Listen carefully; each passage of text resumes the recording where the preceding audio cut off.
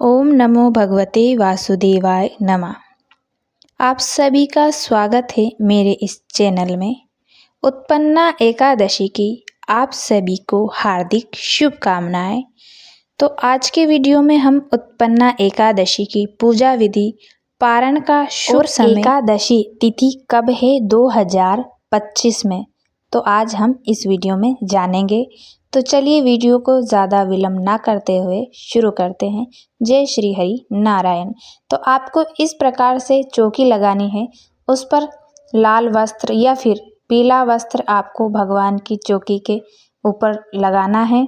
इसके बाद आपको प्रतिमा लेनी है, या तो आप लड्डू गोपाल ले सकते हैं अगर आपके पास है तो, नहीं तो फिर आप इस प्रकार से एक सत्यनारायण भगवान का फ़ोटो या फिर भगवान विष्णु का फ़ोटो हो वो ले लेना। इसके बाद भगवान को आप आसन दें और आसन में आप फूल बिछाएं या फिर सफ़ेद तिल। आपको ध्यान रखना है कि एकादशी व्रत की पूजा में आप चावलों का इस्तेमाल नहीं कर सकते, चावल वर्जित है। इस प्रकार से फिर आप एक कलश लें और कलश के अंदर सुपारी, लौंग, इलायची ये सब डालें। इसके बाद आप एक कटोरी में गेहूँ या फिर किसी भी प्रकार का अनाज आप भर कर रख दें और फिर उसके ऊपर एक दीपक लगा दें। आपको ध्यान रखना है कि चावलों का इस्तेमाल नहीं करना है, इसीलिए मैंने गेहूँ लिए हैं। फिर हमने गणेश जी ले रखे हैं। गणेश जी आप सुपारी के भी ले सकते हैं या फिर आपके पास छोटी प्रतिमा हो तो वो भी ले सकते हैं। फिर एक लोटे में गंगा जल भरकर भगवान को स्नान के भाव से छींटे लगाने हैं। उसके बाद आप भगवान को वस्त्र स्वरूप कलावा अर्पित करें। तो यहाँ मैंने भगवान विष्णु को कलावा अर्पित कर दिया था और गणेश जी महाराज को भी वस्त्र स्वरूप कलावा अर्पित कर दिया था। इसके बाद गणेश जी को तिलक लगाने के लिए हम कुमकुम लेंगे और भगवान श्री हरि नारायण के लिए हम पीला चंदन का उनको तिलक लगाएंगे। फिर यहाँ मैंने सफ़ेद तिल उनको अर्पण किया है, क्योंकि सफ़ेद तिल उनको अर्पण होता है। इसके बाद गणेश जी महाराज के लिए हम दुर्वा अर्पण करेंगे और फूल चढ़ाएंगे। गणेश जी महाराज का पहले पूजन होता है, इसके बाद भगवान विष्णु को।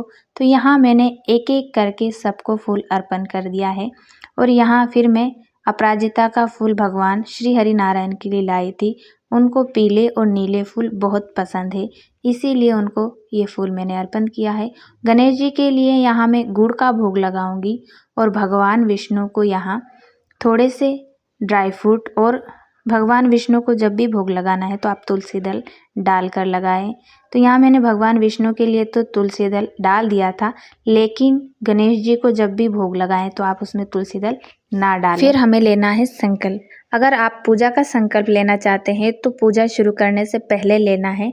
इसी प्रकार से अगर व्रत का लेना चाहते हैं तो हाथ में आपको सफ़ेद तिल, फूल, जल के साथ आप उत्पन्ना एकादशी व्रत का संकल्प ले सकते हैं। अगर आप एकादशी का व्रत भी अगर शुरू करना चाहते हैं तो उत्पन्ना एकादशी सर्वश्रेष्ठ मानी गई है एकादशी व्रत शुरू करने के लिए। तो आप इस प्रकार से संकल्प ले और भगवान के चरणों में संकल्प पूजा जब पूर्ण हो जाए तो आपको एकादशी व्रत की कथा सुननी है, और कथा के लिए आप फूल और इसी प्रकार से तिल लेकर एक कलश के पात्र में उसको डालना है।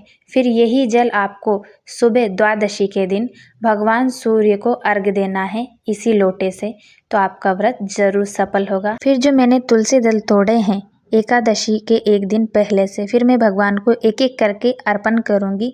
भगवान का नाम लेके आप कुछ भी कह सकते हैं, हरे कृष्णा या फिर ओम नमो भगवते वासुदेवाय। अब एकादशी के बारे में जानते हैं कि व्रत कब रखा जाएगा। तो व्रत 15 नवंबर दिन शनिवार को आप एकादशी व्रत रख सकते हैं। पारण का शुभ समय होगा 16 नवंबर को रविवार के दिन 1:10 से लेकर 3:18 तक पारण का शुभ समय रहेगा।